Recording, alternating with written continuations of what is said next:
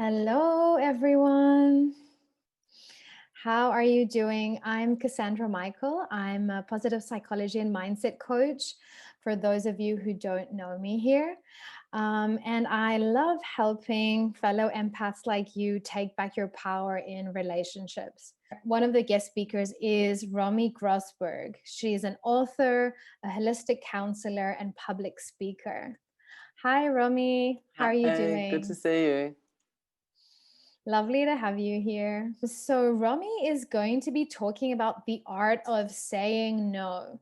So this is all about boundaries and how to communicate boundaries more effectively. Without further ado, I'll just let you get started with the talk, yeah? And if you need anything, I'm going to be right here. And in the meantime, guys, if you have any questions for Romi, just pop them in the comment section and yeah, we can begin. Awesome. Okay, thank you so much. So Cassandra's also going to help me with the techie stuff because that's not my forte. So if things go wrong, she's there to help me out. So we're going to get started today. So it's called the art of saying no.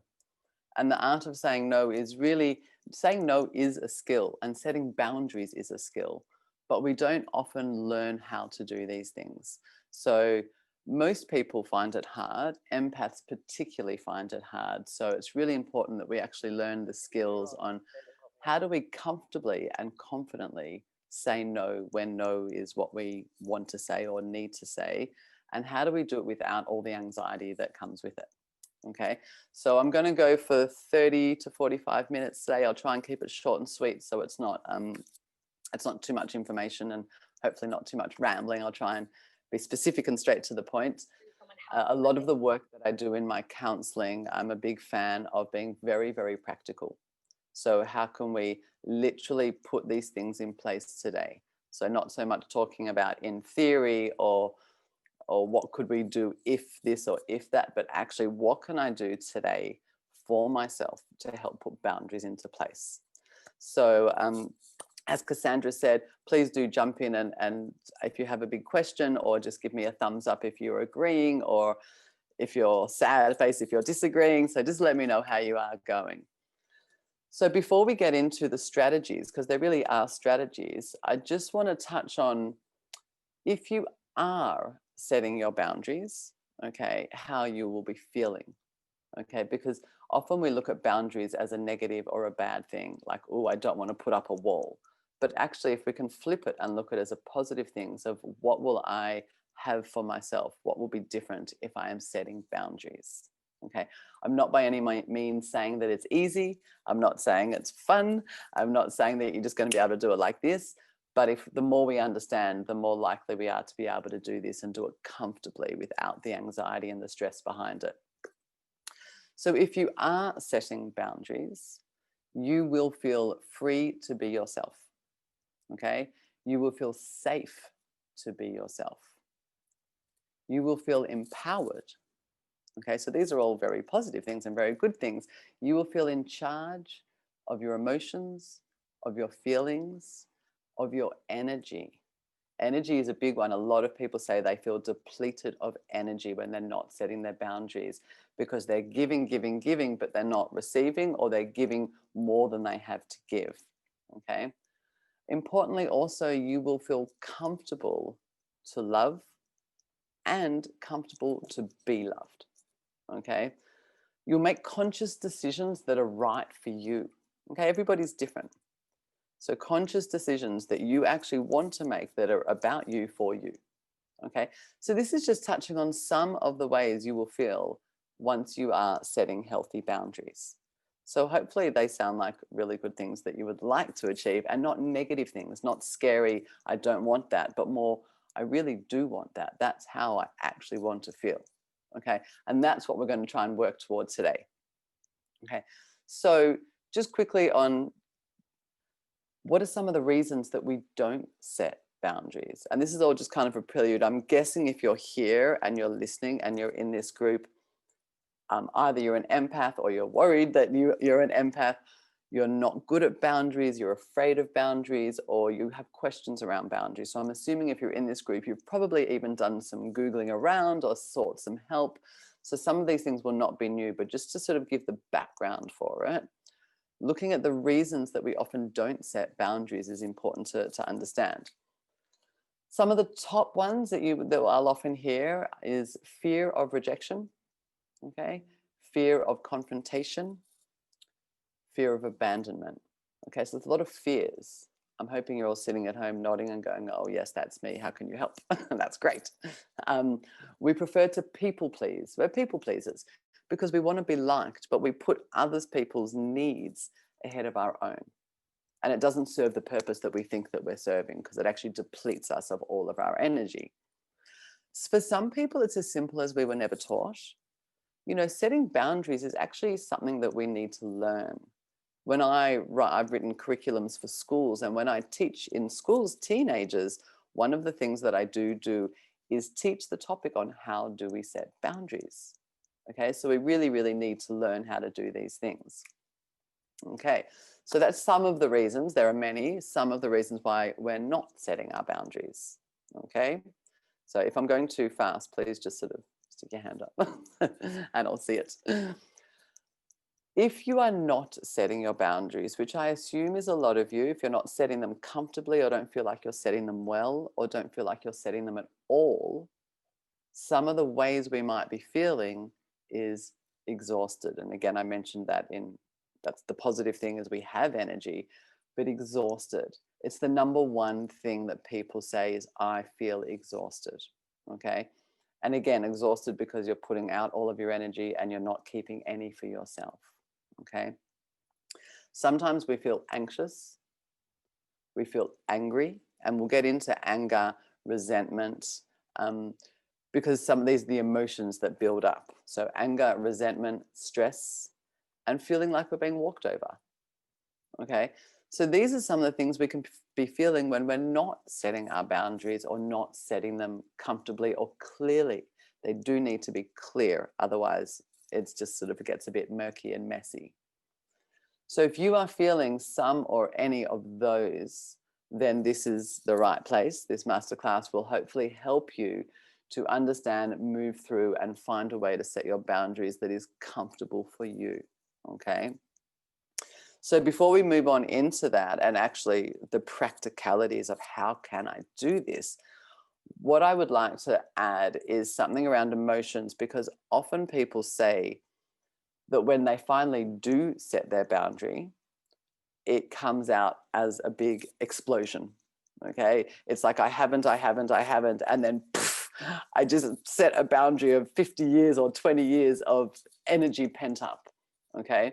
So why that can happen is our emotions is what I want to explain to you of how that happens. Okay. So crash course in emotions. All of our emotions sit in our gut. You can't see my gut, but it's down here. So in our gut is the center of our emotions. Okay, so if you imagine, for me, how I imagine it is that our emotions and our gut are sitting on like a level, kind of like it's on a bench. Okay, now our emotions move all day long. So we might do something that makes us feel happy, and we feel happy, and we come back to what I call baseline.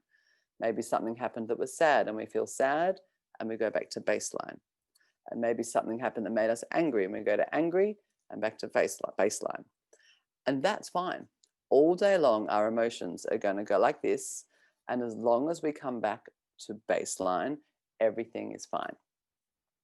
The explosions occur when we don't come back to baseline. Okay. So maybe someone asks you to do something that you think is unreasonable, or it's more than what you want to give, and you do it and you come back to baseline.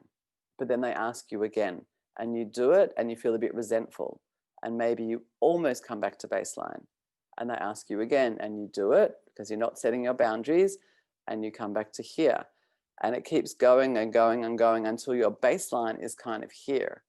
So the expression when people say I flipped my lid or I lost my cool, it's when your balance is so out of whack that one emotion is ready to explode.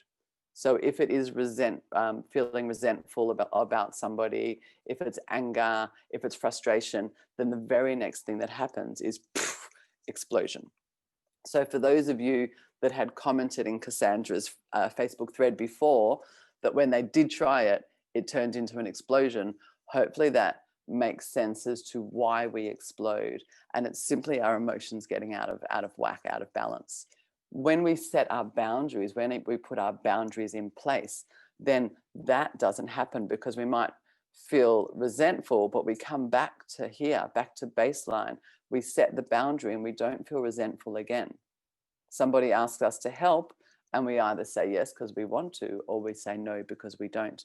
But that resentful emotion is not going out of whack and ready to flip our lid. Okay. So that's how emotions kind of work in a very, 1 minute crash course on how emotions work. That's what's going on. So hopefully that helps you to make sense as to why we can build and build and build and not realize often, and then suddenly we explode. That's what's going on. Okay. So that's sort of a bit of a background on how we feel when we are and aren't setting our boundaries, and when our emotions are getting out of whack. Now, I know for a lot of people, they feel really, really anxious about the idea of setting boundaries. Even the thought makes you feel huge levels of anxiety. I won't get into a whole thing on anxiety right now, because, I run full courses on anxiety, and anxiety is its own sort of topic that you can't sort of slot quickly into a different talk. But you do, if anxiety is one of the things that is stopping you from feeling like you can actually set boundaries, then you really will need to find a way to deal with your anxiety, whether reach out to me or Cassandra or any kind of therapist to help actually understand what anxiety is and how it works and how you can move through it, so that you can begin to set your boundaries. Okay.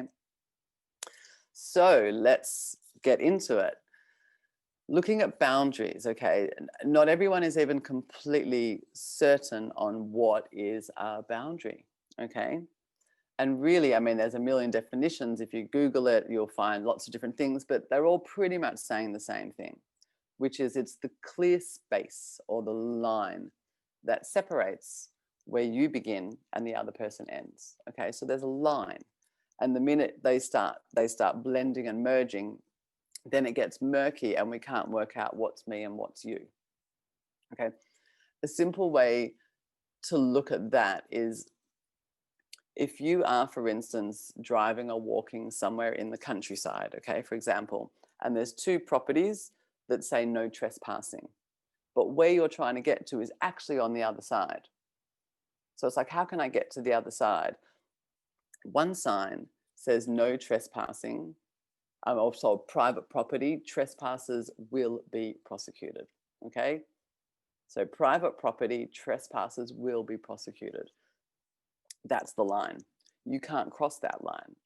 Trespassers will be prosecuted.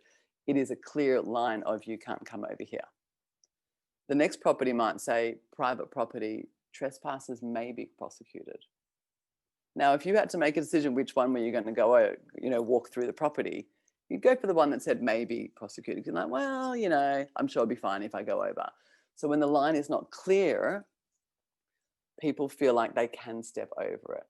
So when you're setting your boundaries, you want them to be clear. They don't have to be rude. It's not being mean or rude, but they need to be clear so that people know that stepping over that boundary is not okay with you. Because what we're looking at is what is okay versus what is not okay. It's as simple as that. It's not more complicated than that. What is okay versus what is not okay. How do we know? Your body. When your body starts screaming at you, that is saying it's not okay. Okay. When somebody asks you to do something, or you feel obligated, or you feel you should, the word should with that pressure of I should. For everyone, it's different. For some, it's a knot in the stomach, or a shortness of the breath, or it's that feeling where your body is saying something's not right.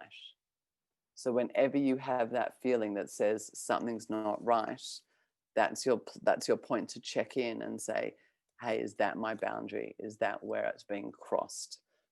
Do I need to check in with what I actually want versus what's being asked of me? Okay, so that's how you know where your boundary is. It's what's okay versus what's not okay. Everybody is different, okay?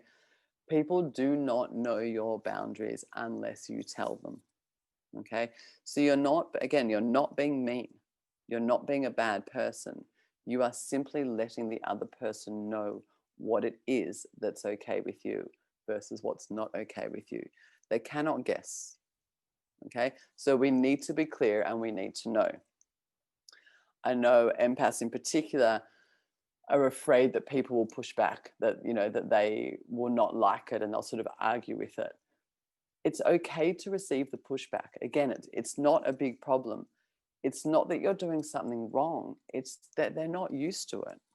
Okay. So if they've always expected you to do something and then one day you say, no, I'm actually not doing that thing, they'll be a bit surprised or maybe even question you or maybe even push you a bit harder.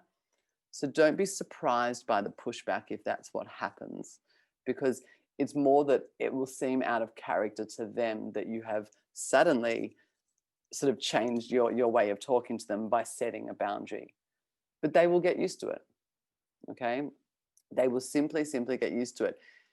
It's a matter of just sticking to your guns, really.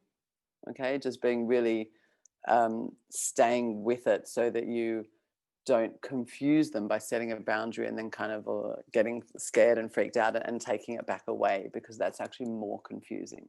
When you set the line, you need to keep that line. Okay. You're not responsible for their behavior. You're not responsible for other people's reactions or responses. You can only be responsible for yourself. Okay. And that goes for everyone in everything. You can only be responsible for what you say and how you behave and how you act. You're not responsible for what others say and how they behave and how they react. That's their stuff. Okay. And again, that's the line. This is my stuff. That's your stuff. Okay. And I cannot be involved in both. Okay. So hopefully I'm not going too fast. I have a lot to say in a very short time. So let's slow down so that it's not scary.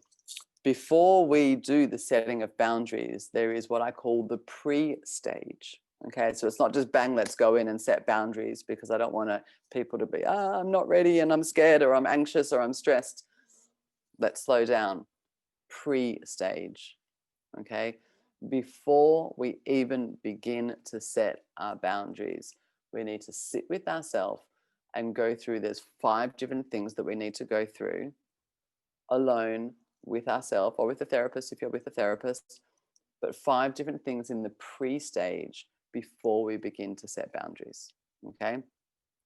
Number 1, this is number 1 in pretty much any area of counseling I've done in many, many years: self-awareness. Okay. You cannot change what you are not aware of. You simply can't. You cannot change what you are not aware of. So you need to start to become aware of what's going on. Okay. Aware of your boundaries, aware of your lack of boundaries. Try and work out what's going on. If you've never done any self-awareness practice before, a great way to begin is at the end of each day, ask yourself kind of a check-in. How did I do today? If you get to the end of the day and you feel stressed or exhausted or completely depleted, if you feel walked over, if you feel angry, if you feel resentful, if you feel any of these emotions, simply just do some journaling, write them down and think, why? What happened in my day that I feel so exhausted? Okay. What happened in my day that I feel angry now? So start doing some self-awareness practice. What we're doing with self-awareness is we start if you're new to it, you start at the end of the day doing a check-in.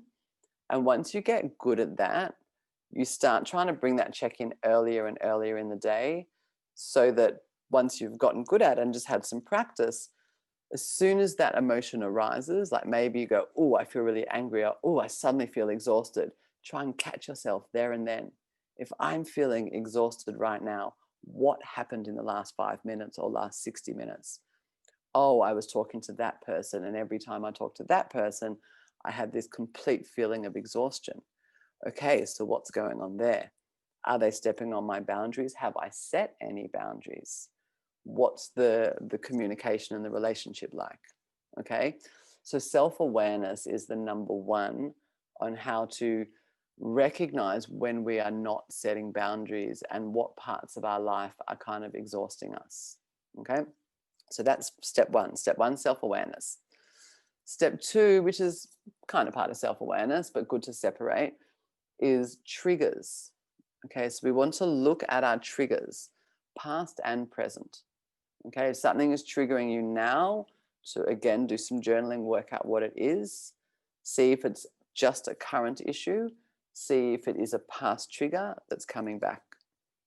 Because again, do you need to set some boundaries in these areas? Okay, triggers are always a big one, and it's very important that we always work out what our triggers are and what's going on. Okay, so self-awareness, triggers. Okay, number three, define what you need for yourself. What do you need? Sometimes you need to cut them off. That's okay.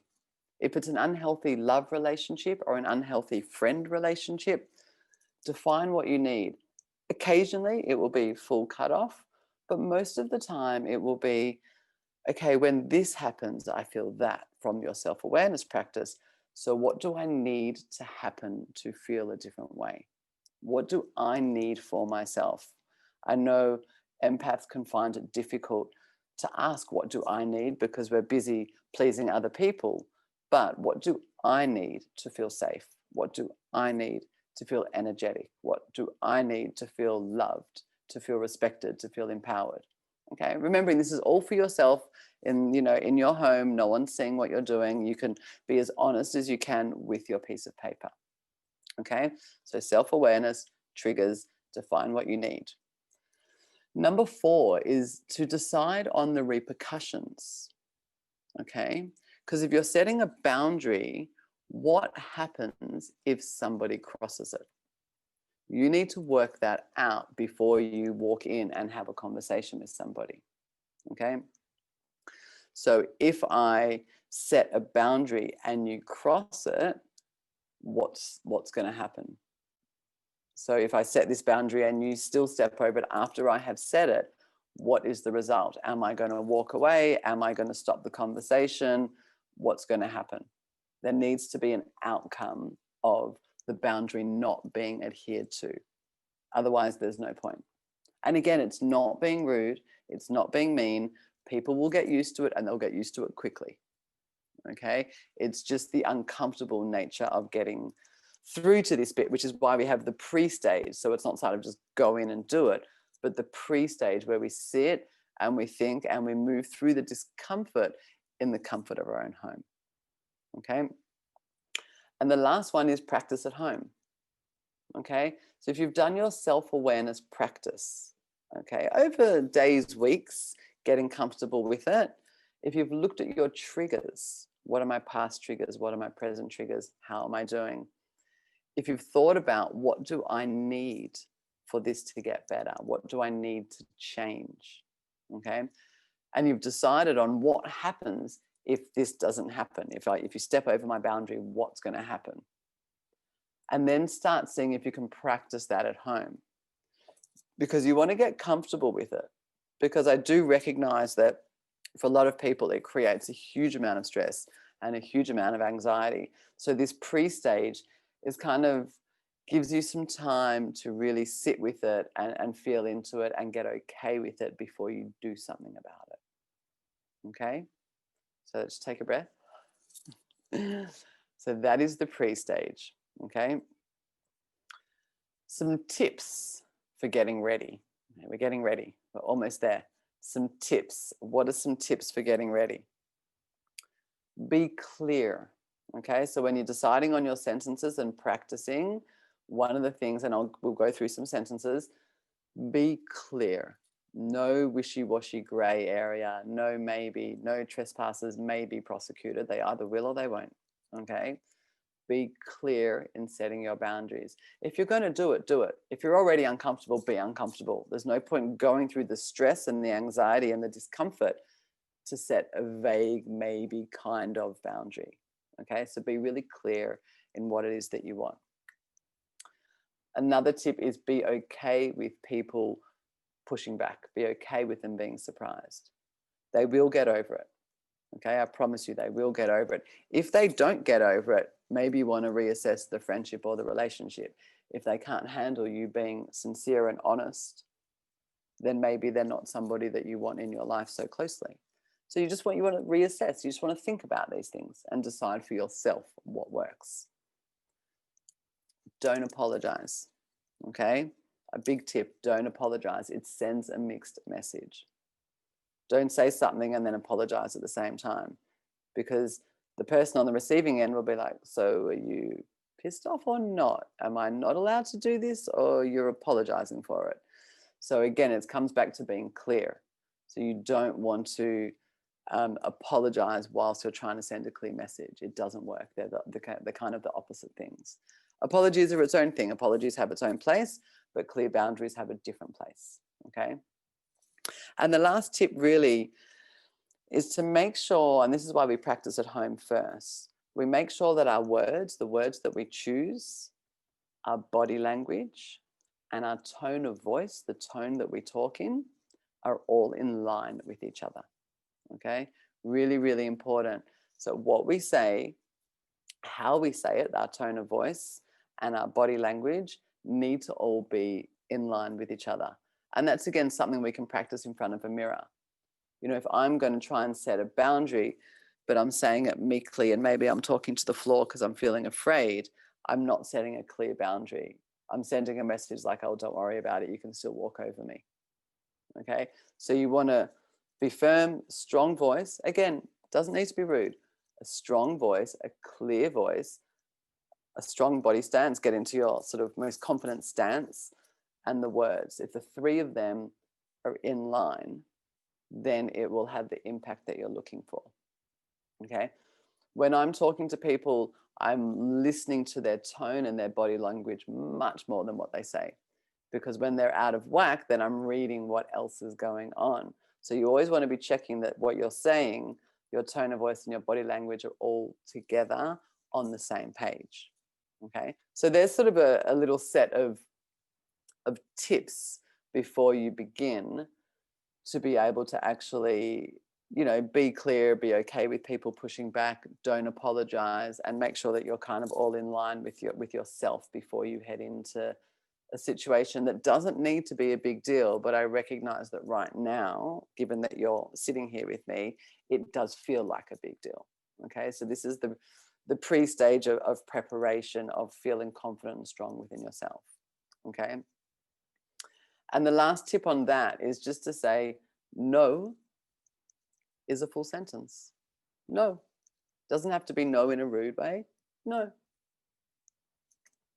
That's it. Full stop. No. Okay. Get okay with saying no. Even if you're practicing it on your own, practice it with your dog or cat or whatever. Practice saying no. Let that word be okay in your mouth. Okay. When we say no, we can often also add things on, like no thank you, if you're feeling that you're sounding really rude. There's like a few simple questions that you can do with yourself, okay? So say somebody says, can you help me pack this weekend? No, I can't. No, I'm busy. No, I have plans. No, I want to sleep in. You don't have to give a big, bad reason. You don't have to make up an enormous reason of why you can't. Can you help me pack this weekend? No, I can't. No, I'm not free. Okay?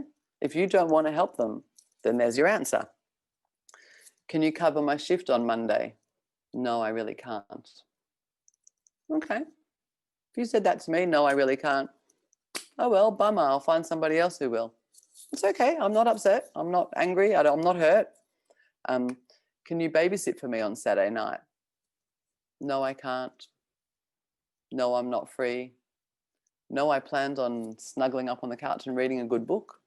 You don't need to have a massive reason to say no. You might have really, really been looking forward to staying home with a good book, and babysitting on a Saturday night was not part of your plan.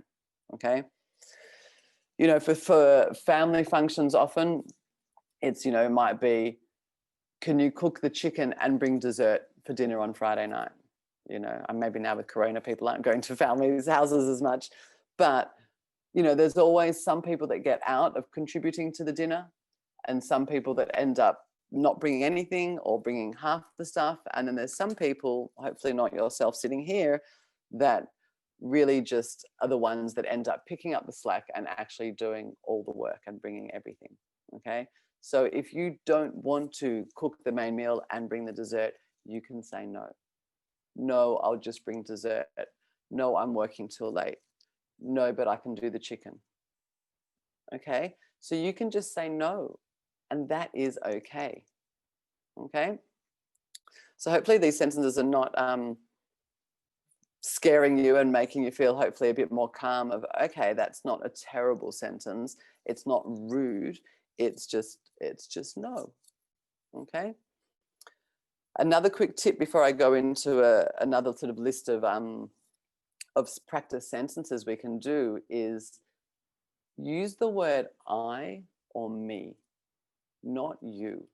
Okay. Because when I'm responding to a question or a situation, it's now about me and what I would like to do or what I would not like to do.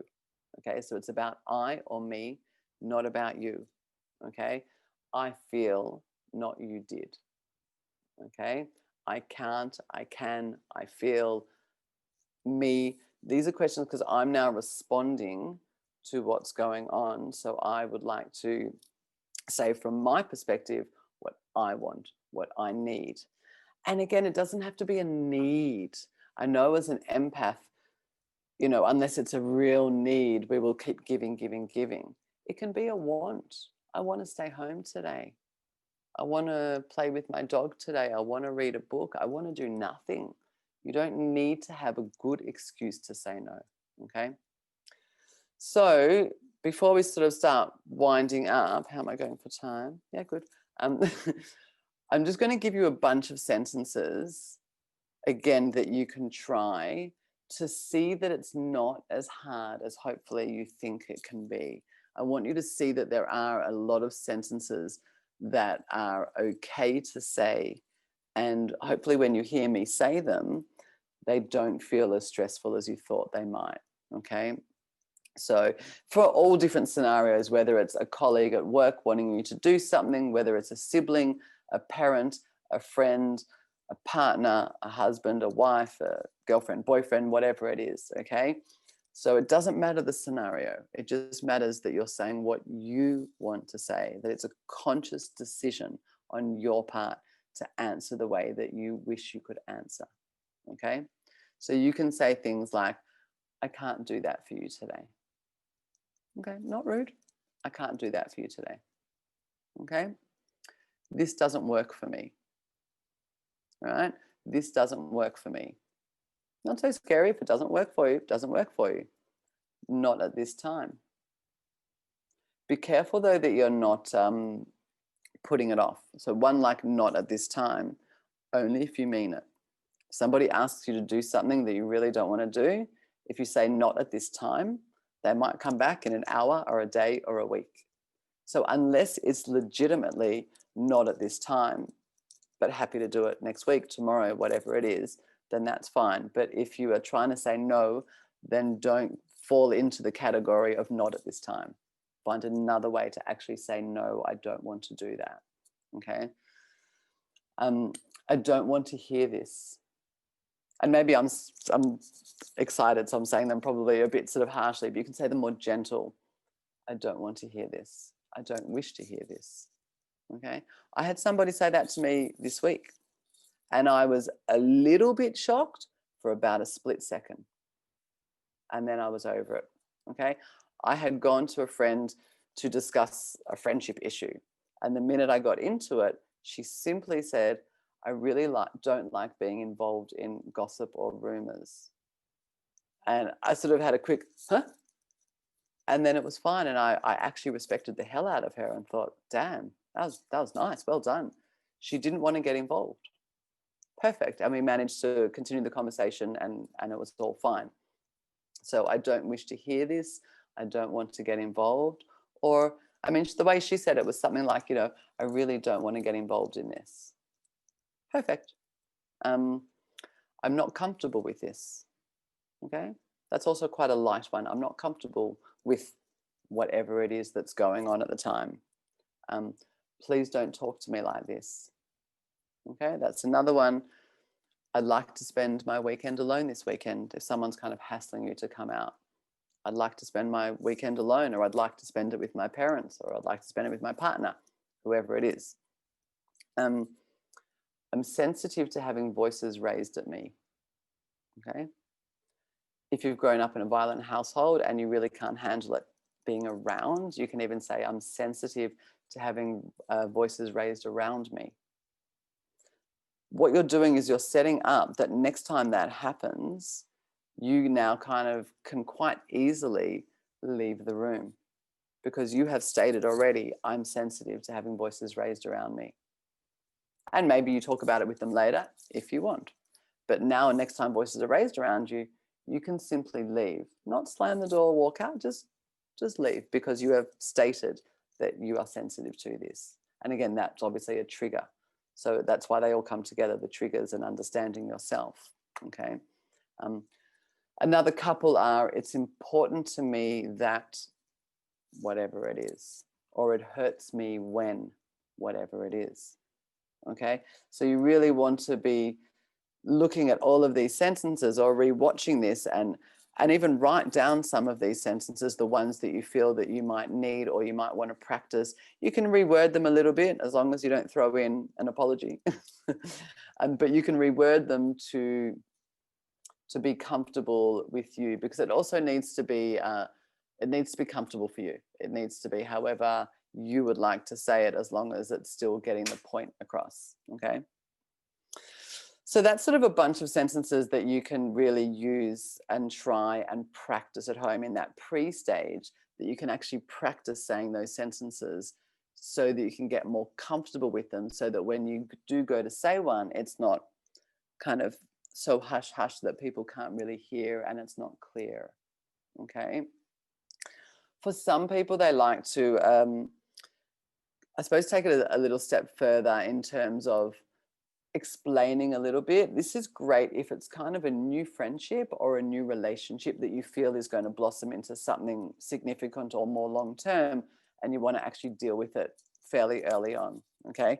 And you do want to deal with it early on, rather than wait, like I said, with the emotions, wait till you're kind of here and having an explosion. So you could say something like, I'm not very comfortable expressing my needs, or I'm not very comfortable expressing my emotions, but I'd really like to try with you. I ask for your patience, or I ask for your support, or whatever it is. Okay. Somebody said that to you. I'm not very comfortable with expressing my emotions, but I'd really like to try and talk to you. I'd love a little bit of support to help me get through. That's a lovely sentence to hear. That's a really honest sentence to hear. Okay. So again, it's not scary. You're setting up to be able to set boundaries, and you're expressing yourself in a way that may or may not be more comfortable for you, this kind of sentence. Okay. The last one also, I spoke talking at everybody. I spoke earlier about setting repercussions. Okay. I didn't go into it then, but I will now, because it's important.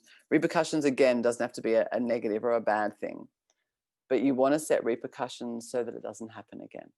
Okay. If you set a boundary and somebody steps over it, there needs to be a repercussion so that they don't do it again. Otherwise, it'll keep happening and there'll be no point, and you'll start retreating and feeling worse. Okay. So the crux of the sentence really is, I feel, because you're talking about your feelings. Okay. I feel ... fill in the word that you're feeling when you ...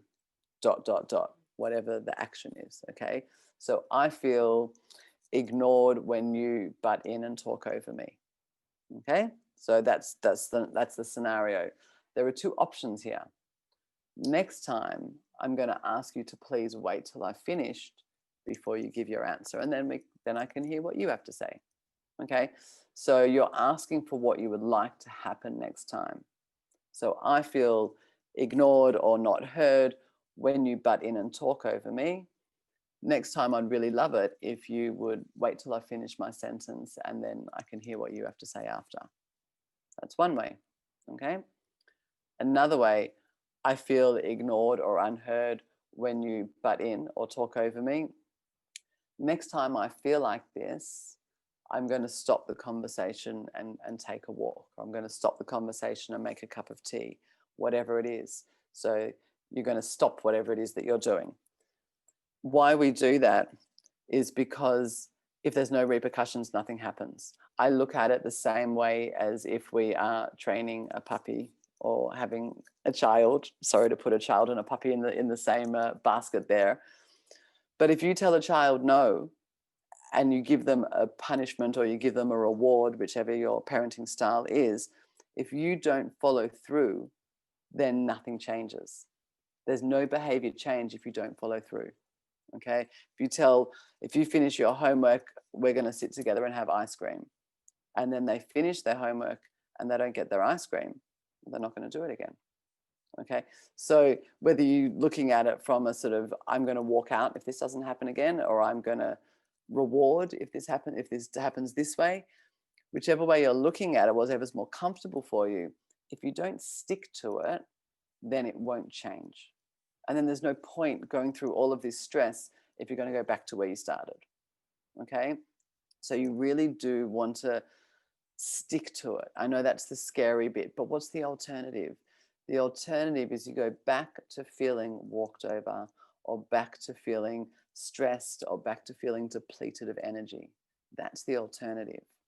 Or you build up the courage to to go through this, practice at home, go through the fear of it, because each time will get a little bit easier. So practice on small things.